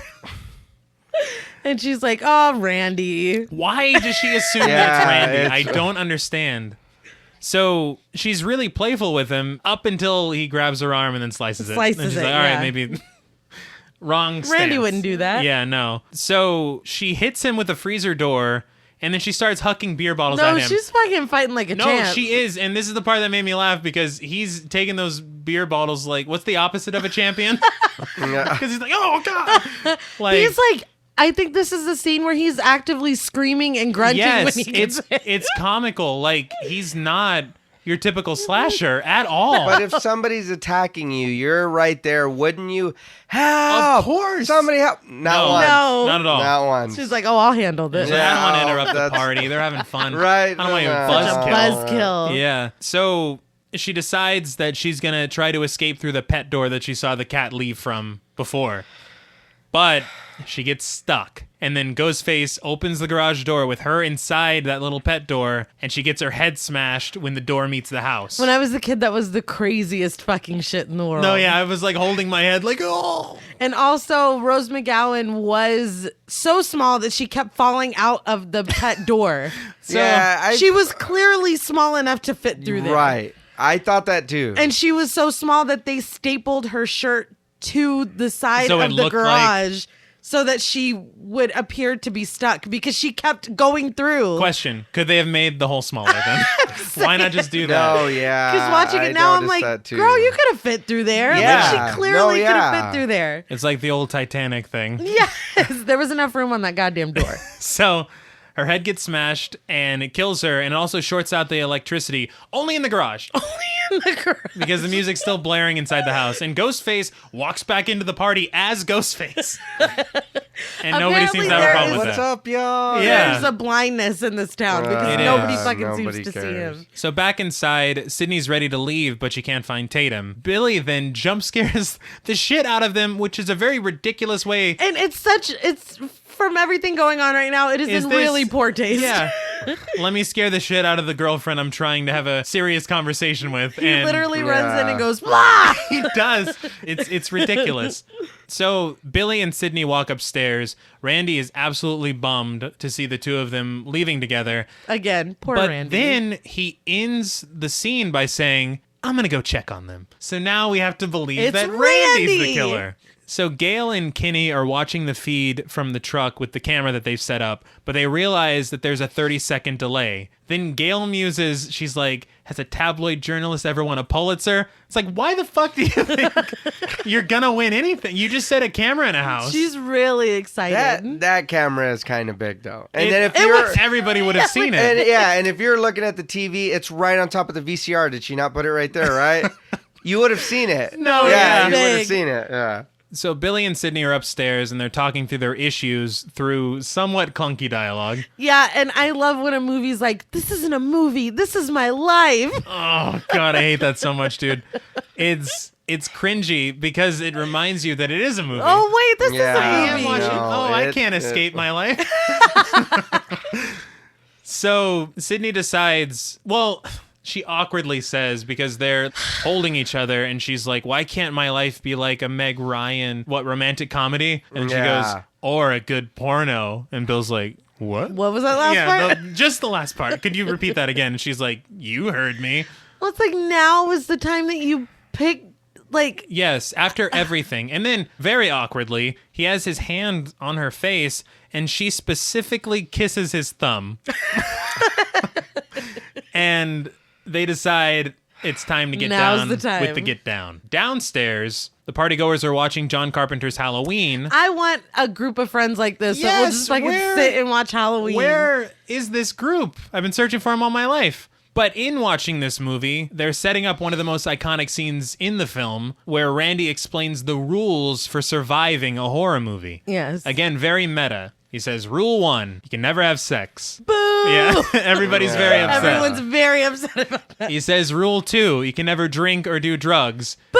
And then he takes a sip of his beer. Right. Because these kids. Exactly. Right. They didn't buy it illegally. So, rule 3, you never ever say, I'll be right back, because you won't be. Stu breaks the last rule and tells them, I'll be right back. And then Randy goes, I'll see you in the kitchen with a knife. And I'm like, oh shit, Randy's the killer. Randy's gonna fucking he's kill gonna Stu. murder Stu. So Gail and her cameraman are still watching the feed, but they're interrupted by Dewey, who says they've got a call on the radio about an abandoned car in the bushes, and he asks her if she wants to check it out. She agrees. As she's closing the door, we get some really bad ADR. Horrible. I'm so glad you noticed it too. What she says is be right back, but her mouth clearly says keep watching. Yes. I didn't catch that until your sister said So something. I had to rewind it It's because I was like, ridiculous. her mouth didn't fucking say that. My question is, did they change it to fit with the "I'll be right back" I thing think that was so, just said? because they're like, or did they change it so that Dewey's not like, keep watching what? Yeah. But she could have just mouthed it. That's because true. Kenny was looking right at her. I do Right, think they right. changed it for that reason. It's really bad though. Because now you're like, oh, Gail's a candidate because she just broke that rule. Yeah. And so I guess it adds tension to the scenes of them outside from that point forward Right. because she broke the rule. But then when they're going to check out the car, Dewey's like, I thought maybe we'd walk. And he says it in such a fucking creepy way. Because I think that they're Now also Dewey, trying to set up Dewey. But it's out of nowhere. He's been the like lovable goof the whole movie. And then now he's like, now with a let's cape, walk. like Yeah. fucking Dracula. He says Yeah. it's so out of character and like creepy. It It's- was funny. Yeah. No, yeah. Some of these red herrings work, some of them It's don't. too Yeah. much.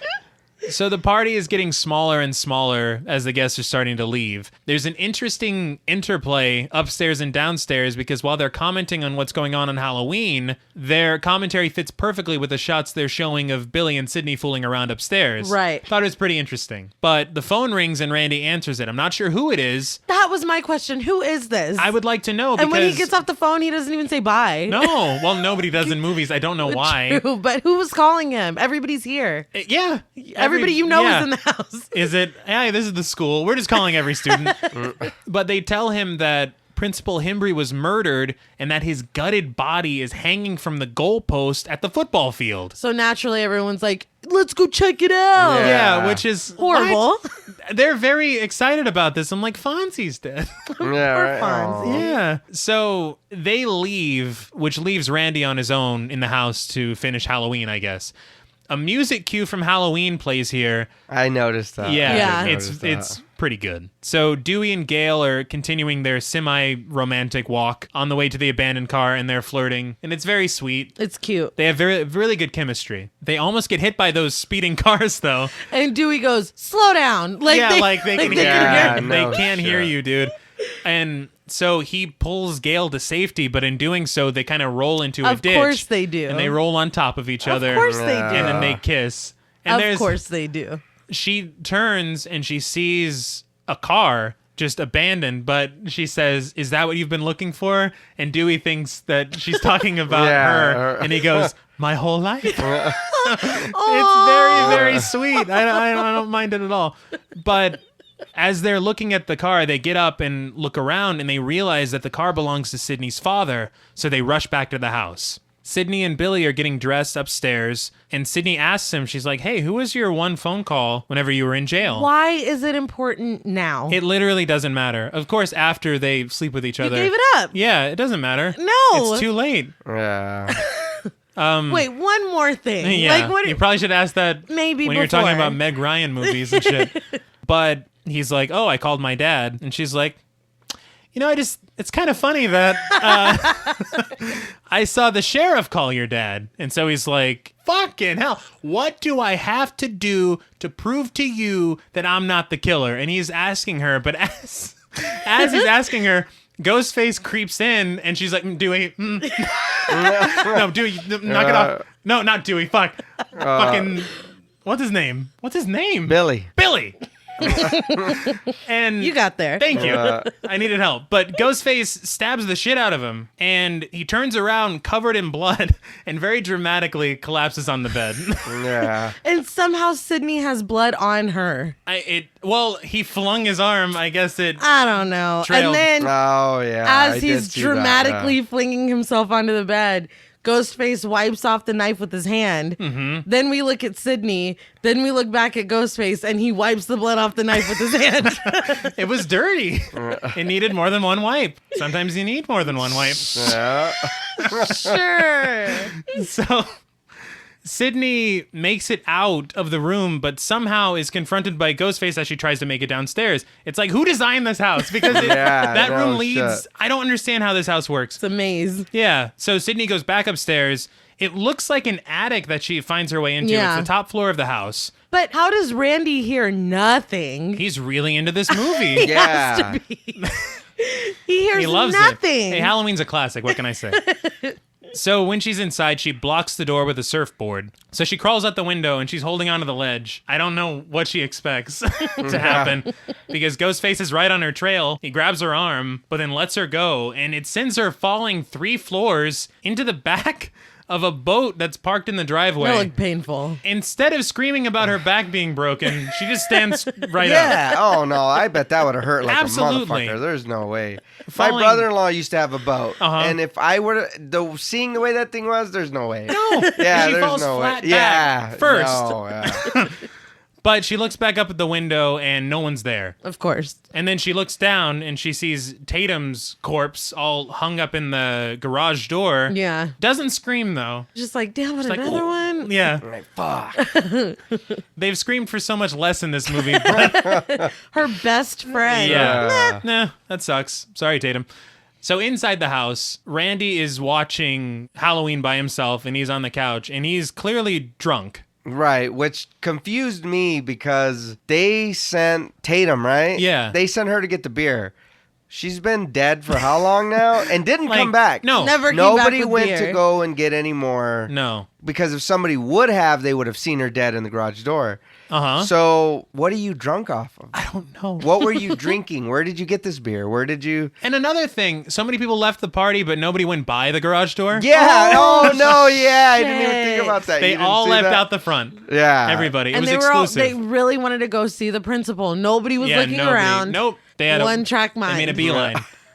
But we get this really cool meta moment because Randy, as we said before, is played by Jamie Kennedy. He's watching Laurie Strode on Halloween, played by Jamie Lee Curtis, being stalked by Michael Myers. So he's like, watch out, Jamie. Behind he's you, around. Jamie. Behind you, Jamie. He's right It's there. so good. And while he's saying this, Ghostface is behind him. Yes. And so it's just a really cool little meta moment. But Ghostface gets distracted when he hears Sydney scream outside. Sydney's made it to the news van, and Kinney lets her inside. She tells him Ghostface is in the house, and so he's like, I have the feed here from the camera that they planted. And so they're watching the feed. On the feed, they see Ghostface standing behind Randy, ready to stab him. They're like, watch out, kid. And then they remember there's the 30-second delay. Right. And so he looks out at the house and he sees that the door is wide open. Then he looks back at the feed and he sees Ghostface kind of leave the house. And so he turns back to the house and Ghostface is already there with that delay and cuts his throat. He didn't deserve any of this. No. He was just working. Yeah. He handled so much abuse. All Yeah, the movie, the whole kidding. film. And so Sydney slams the door and she escapes through the back of the van.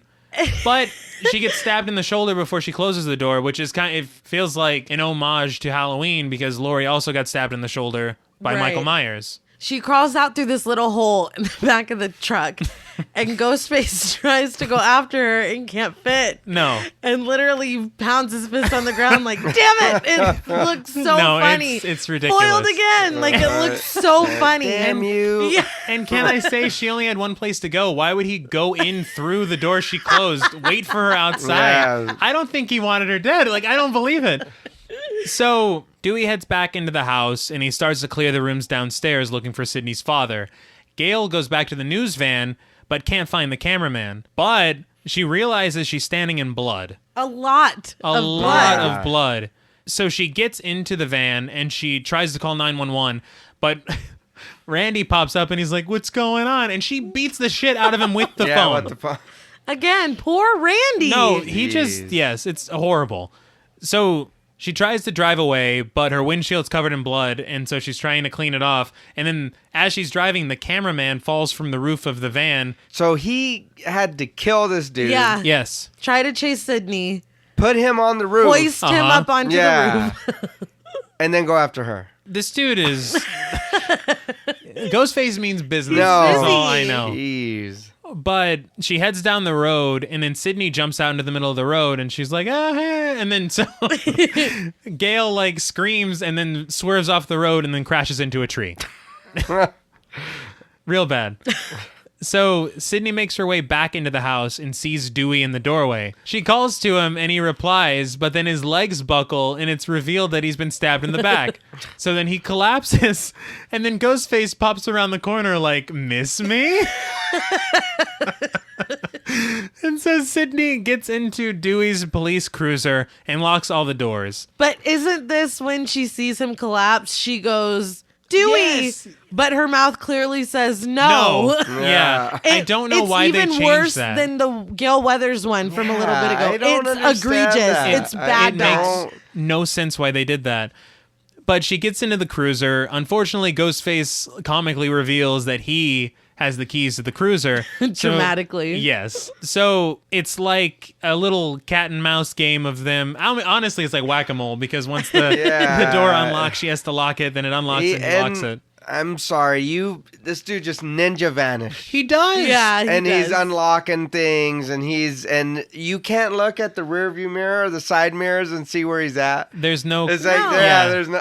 But then also, while he's doing this, the trunk is opening slowly. Yeah. So he's like got 8 arms. I don't understand how he's doing this. Yeah. But while this is all going on, Sydney tries to get on the radio and she kind of makes contact with the police and basically tells them what's going on, where she is. But before she gets all that she would like to say out, Ghostface cuts that shit short when he hops into the cruiser with her from the trunk. Right. So Sydney bails from the car and then Ghostface is nowhere in sight. Yeah. He's not in the car. He's not Literally outside the car. Nowhere. I don't know how he's doing this. But Randy and Stu come out of nowhere, and they're both saying that they found Tatum and that the other one must have killed her and that they need to get out of here. Sydney grabs Dewey's gun from his holster, and she tries to keep them both at bay. But then she goes inside, and she's like, "Fuck you both." This is really shitty because for all she knows, she's leaving one of them outside with the killer. Yeah. Like, what the fuck, Sydney? Sydney is worried about Sydney. Yeah. You're either Prescott or you're Prescott. No. Period. Yes. So Billy stumbles down the stairs, apparently still alive, and he gets the gun from Sydney, and he opens up the door. Randy bursts inside asking for help. He tells him Stu has gone mad. Billy turns around and says, "We all go a little mad sometimes," and shoots Randy clearly in the shoulder. Right. Yeah. So it's not a fatal shot, but he does get shot. And Sydney runs over to check on him, and then she runs into Stu, who's holding a voice change device, and says, "Surprise, Sydney. That's right. 2 killers." 2? 2 killers? 2 killers? Yeah. You know, this at the time was unheard Holy of. shit. And then it makes a lot of sense because a lot that we saw, there's no way in hell one person could have done this. At all. So you're like, actually, thank you for this. Yeah. Thank you for making it 2 because it makes the film better. And then on rewatch, it actually, no joke, you can pinpoint who is who and how everything's going down. Right. So it's very, very smart.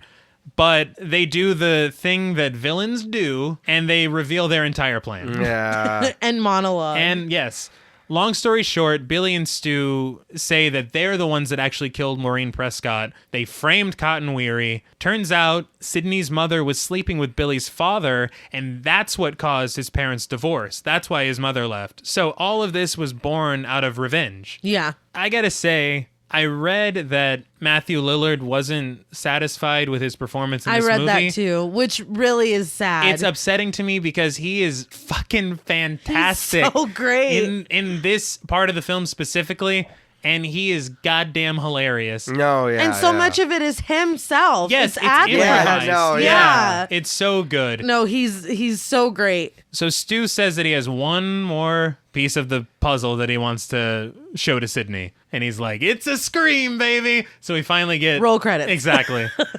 And he pulls Sydney's father out of the closet, and he's tied up and gagged. And they explain their plan is to frame Sydney's father for all the murders, then kill him to make it look like he committed suicide. They then take turns stabbing each other to make it look like they're survivors of Sydney's father's serial killing. And what's so funny is that Stu is like, yeah, come on, let's do it. And then Billy stabs him and he's like, oh my God.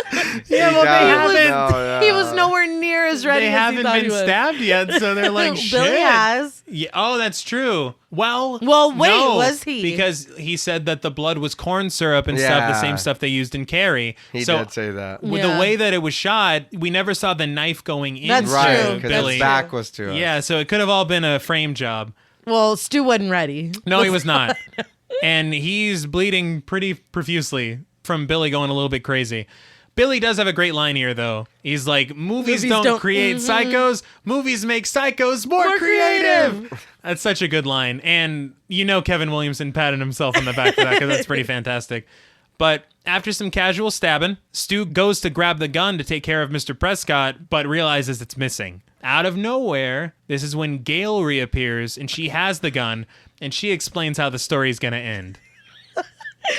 So at this point, she's like, you know, basically that she's going to save the day. Yeah. And in the background, Sydney goes, I like that ending. And Stu looks at her like, bitch.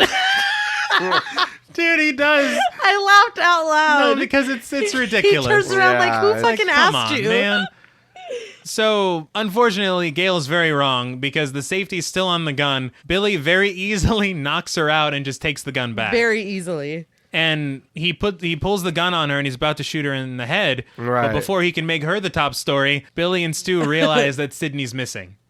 And so... Because nobody thought to maybe keep an eye on her Nope. or restrain her at all. Nope. Just goes into how clumsy Ghostface has been. You're like, oh, it's these jokers, these- so yeah. Yeah. But the phone rings, and Sydney's turned the table on them, acting all Ghostface-like, Right. and says she's called the police. Again, Matthew Lillard is a scene shines. stealer. Billy's going insane in the background. He's looking for Sydney. Please. He's looking for Sydney, but he's cutting up pillows in the other room like Couch she's cushions. hiding in Yeah. one of them. So Billy's losing his mind, and Stu is on the phone with Sydney still, and she's like...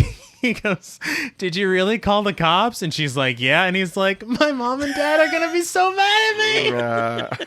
It's so ridiculous, but it works because... And it was ad-lib. It was, and it's so good. Because But he's a fucking kid. Like, he wasn't anticipating it to get Not here. at all. So is this when Billy goes back in and he grabs the phone and he starts going off and then he throws the phone and it hits Stu in the head and he's like, you fucking hit me with the phone, dick.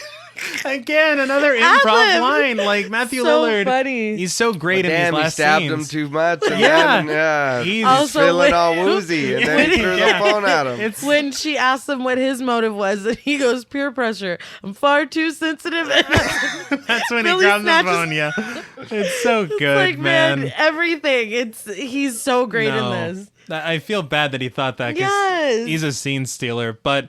Billy's walking through the house looking for Sydney, but he gets distracted by Halloween on the TV.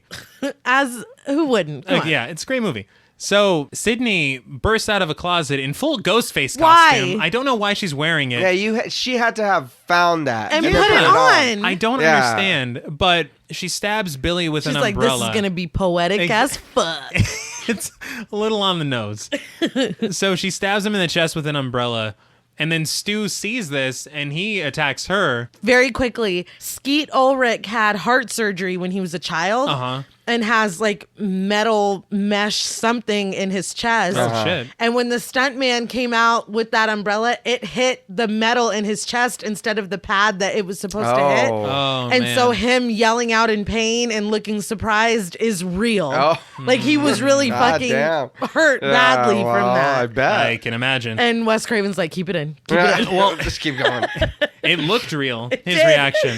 So Stu and Sydney are rolling around on the floor. She eventually gets the upper hand and crushes his head with a television, which also electrocutes him, I guess, because he's just shaking around like the electricity is going through him. That's not how that works. Randy then comes back to life. Man. And she's like, oh my God, I thought you were dead. And he's like, I've never been so happy to be a virgin. And then Billy just socks him right in the face. Shut up, nerd. He can't catch a break. Dude, not at all. So Billy is now tussling with Sydney. She puts her fingers in his wound, which as a kid, I was like, ah! So Gail is back to life now, and she has the gun, and she shoots Billy. To life. Well, she got knocked the fuck out. Yeah. So after she shoots Billy, he falls back, and he seemingly dies very dramatically. Just coughing. It's kind of ridiculous, but he's dead. And so Sydney, Gail, and Randy stand over his body, but then Randy's like, hey, be careful. This is the moment when the killer comes back to life. And Billy goes,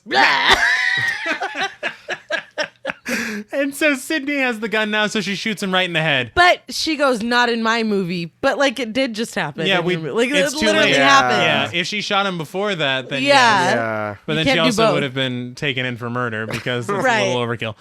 So then Sydney's dad pops out of the closet like, is anyone going to untie me? Or is this just... Oh, yeah, I have a dad. Yeah, that's right. And so they run and Sydney and Randy untie him. The last shot of the film, we see Dewey being taken on a stretcher and put into an ambulance. He's still alive, thankfully. And what's funny is he was supposed to die. Dewey was supposed to be dead. I'm so glad he didn't. Wes Craven was like, we might want him in the sequel. Right. So show him, like, he could have died at the hospital or he could have lived. So it's kind of an ambiguous ending for Dewey. Right. But it's like, so a sequel was always in mind, which is pretty cool. That is cool. Because they laid groundwork for it. And I'm love glad, yes. Dewey as a character, and especially his dynamic with Gail. Absolutely. The sequels would not have been the same without that. No. But the film ends with Gail reporting on everything that happened that night with a news crew. And then we pan over and we get the shot of the sun rising. Right. And that's the end of the film. So, what did you guys think of Scream? It was just okay. Like, it really? didn't. Yeah.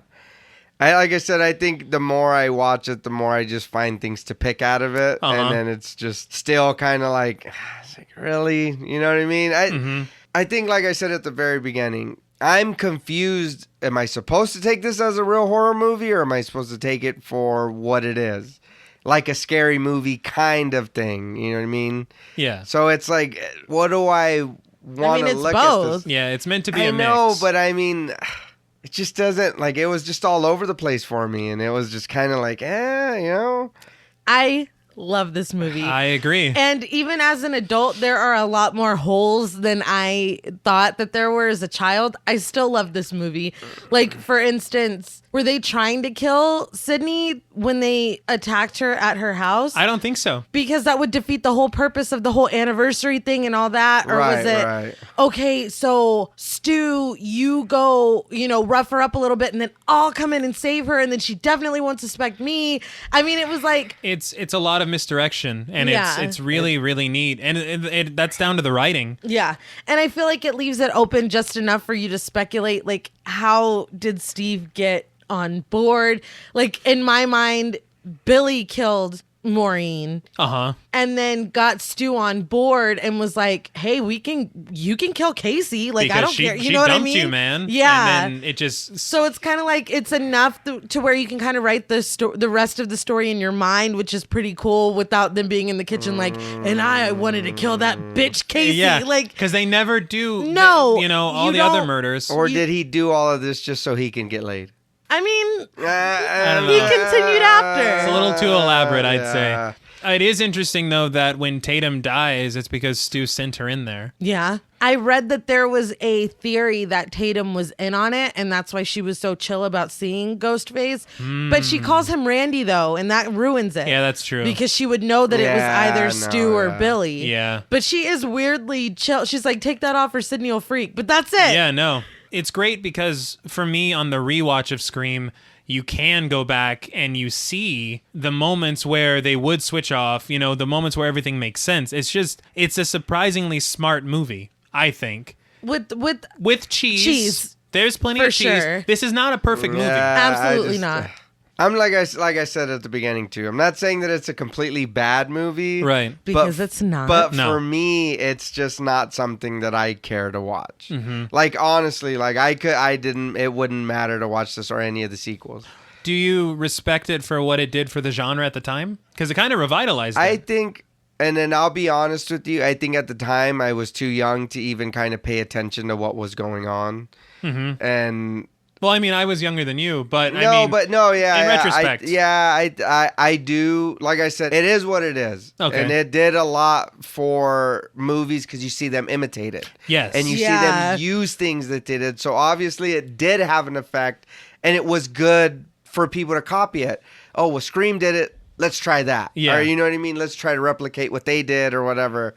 But it just doesn't, it wasn't for me, like I said, it wasn't for me something that I'm going to want to watch all the time.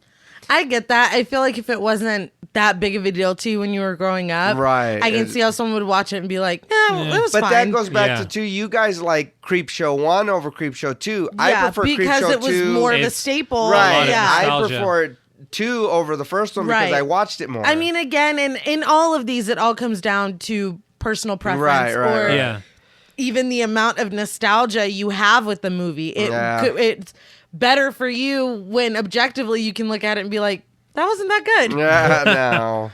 I love it, though. Same, yeah. So that brings us into ratings. Unfortunately, I have to go first. So when taking everything into account, including the nostalgia I have for this film, I can't lie, the impact that the film left on the genre, what it meant for the genre at the time, the actual enjoyment I get from watching this film and reliving it over and over, the rewatchability factor after you know the ending to go back and see how everything fits in. Definitely. Also taking into account the spotty writing at times, but there's also great dialogue with the deconstruction of horror. Yeah. I will say, for a cult status, somewhat iconic horror film, there's not a lot of shots that you can be like, you remember that shot? No, there's really not. I found that odd, but taking everything into account, I am going to give Scream 7.5 red herrings out of 10. And I'm going to open the floor to you.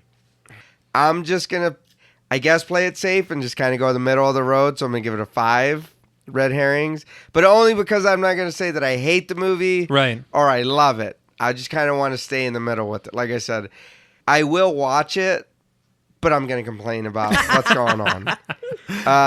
And I'll say it again. Am I supposed to take this as a serious movie, or am I supposed to take this as a gag movie? Right. Because if it comes down to that, I would just watch Scary Movie. Because it has all the same things, but it's making fun of it, and it's like, that's funny. But to me, Scream is, like I said, again, Scream is like, it's just a movie. Mm-hmm. But I can't watch Scary Movie if there's no Scream. So I have to. That is true. No. You got to pay respect. So I have to respect it and that's what I'm saying. I'm just going to go down the middle of the road. I'm not going to say I hated it. I'm not going to say I loved it. Because obviously it did have an impact on other movies and, you know, the genre and everything that came after it. Mm-hmm. But it didn't have that big of effect on me, I guess. And even like you saying that, there's no scenes to where you're like, do you remember that? Like you said. So it's like, They have moments, but there's no shot composition. Stand out. It's not like The Shining. Yeah. It's not. No. Yeah, God, no. What about you, Nay? For me, I was very torn between 2 ratings to the point where I was going to flip a coin, and I was told to not flip a coin. So I'm going to have to do fucking exactly what you did and split it down the middle if I'm not allowed to flip a coin. I don't want to give this a 7 because I love it so much. Right. And I don't want to give it an 8 because is it objectively an 8? No. I know that, but I love it. The nostalgia. So since I can't flip a coin, I'm going to have to also give Scream 7.5 red herrings out of 10 red herrings. Well, that's all from us at Pod Mortem. What would you rate Scream, and what should we watch next? Let us know on Twitter @thepodmortem. Don't forget to follow us on Instagram and like us on Facebook. Be sure to follow each of us on Twitter at TravisMWH, at Blood and Smoke, and at RealStreeter84. Remember, if you want to survive a scary movie, always follow the rules. Until next time.